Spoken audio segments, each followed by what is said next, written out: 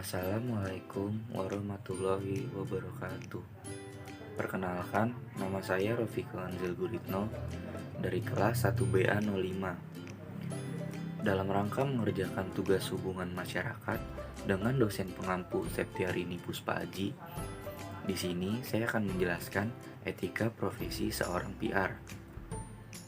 Public Relation adalah sebuah disiplin manajerial kontemporer yang menarik dan memiliki banyak keterampilan teknik dan strategi untuk ditawarkan kepada organisasi bisnis baik dalam domain komunikasi korporat maupun pemasaran. Patricia J. menyatakan ada 5 poin prinsip etika. Yang pertama, veracity atau menyampaikan kebenaran. Kedua, non-malfeasance atau prinsip dasar perilaku moral. Selanjutnya, beneficence merupakan bentuk lain dari sebuah prinsip yang cenderung menghindari menyakiti orang lain tetapi lebih produktif. Confidentiality menghormati wilayah pribadi orang lain dengan tetap menjaga kerahasiaan informasi. Yang terakhir, fairness mengharuskan organisasi untuk saling menghormati setiap individu dan masyarakat. Kode etik yang dimiliki PR mencakup praktik yang berkaitan dengan praktik PR, bagaimana praktisi menangani media, publik, atasan, klien, dan rekan kerja.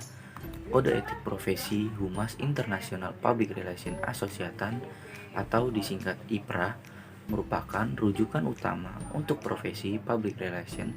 Setiap anggota wajib mengikuti kode etik. Beberapa yang harus didepankan oleh praktisi humas. Pertama, observance atau ketaatan. Amati prinsip-prinsip piagam PBB dan Deklarasi Universal Hak Asasi. Integrity, bertindak dengan jujur dan berintegrasi setiap saat untuk mempertahankan kepercayaan mereka.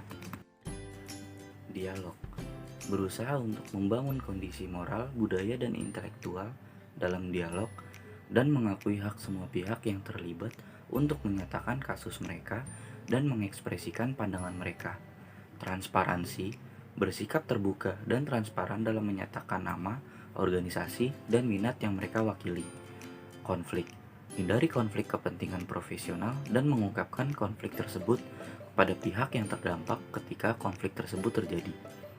Akurasi, ambil semua langkah yang wajar untuk memastikan kebenaran dan keakuratan sebuah informasi yang diberikan. Falsehood atau kepalsuan, berusaha untuk tidak sengaja menyebarkan informasi yang salah atau menyesatkan. Deception atau penipuan, tidak memperoleh informasi dengan cara yang menipu atau tidak jujur. Profit atau keuntungan, tidak menjual keuntungan ke pihak ketiga salinan dokumen yang diperoleh dari otoritas publik. Selanjutnya, kompetitor atau pesaing, tidak dengan sengaja mencederai reputasi profesional praktisi lain. Selanjutnya adalah Kode Etik Profesi Perhumas Indonesia. Dijiwai oleh Pancasila maupun Undang-Undang Dasar 1945 sebagai landasan tata kehidupan nasional, diilhami oleh Piagam PBB sebagai landasan tata kehidupan internasional, dilandasi oleh Deklarasi ASEAN 8 Agustus 1967 sebagai pemersatu bangsa-bangsa Asia Tenggara dan dipedomani oleh cita-cita, keinginan, dan tekad untuk mengamalkan sikap dan perilaku kehumasan secara profesional. Pasal 1. Komitmen pribadi. Anggota Perhumas harus memiliki dan menerapkan standar moral serta reputasi setinggi mungkin dalam menjalankan profesi kehumasan. Selanjutnya, berperan secara nyata dan sungguh-sungguh dalam upaya memasyarakatkan kepentingan Indonesia. Terakhir, menumbuhkan dan mengembangkan hubungan antar warga negara Indonesia yang serasi dan selaras demi terwujudnya persatuan dan kesatuan bangsa. Pasal kedua, perilaku terhadap klien atau atasan. Anggota Perhumas Indonesia harus berlaku jujur dalam berhubungan dengan klien atau atasan. Kedua, tidak mewakili dua atau beberapa kepentingan yang berbeda atau yang bersaing tanpa persetujuan semua pihak yang terkait.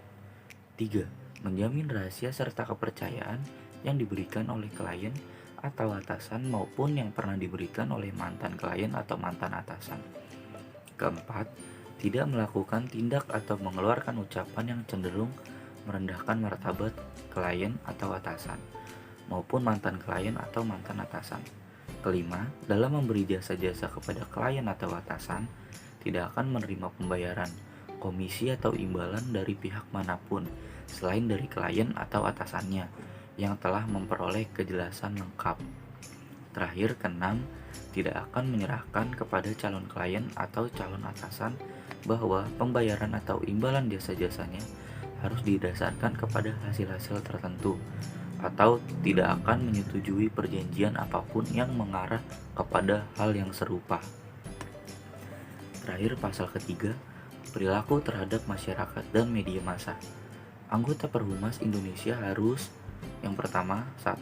Menjalankan kegiatan profesi kehumasan dengan memperhatikan kepentingan masyarakat serta harga diri anggota masyarakat. Kedua, tidak melibatkan diri dalam tindak memanipulasi integritas sarana maupun atau jalur komunikasi massa. Ketiga, tidak menyebarluaskan informasi yang tidak benar atau yang menyesatkan sehingga dapat menodai profesi kehumasan. Keempat, senantiasa membantu untuk kepentingan Indonesia. Ya, itulah sekian dari saya. Kurang lebihnya mohon maaf. Wassalamualaikum warahmatullahi wabarakatuh.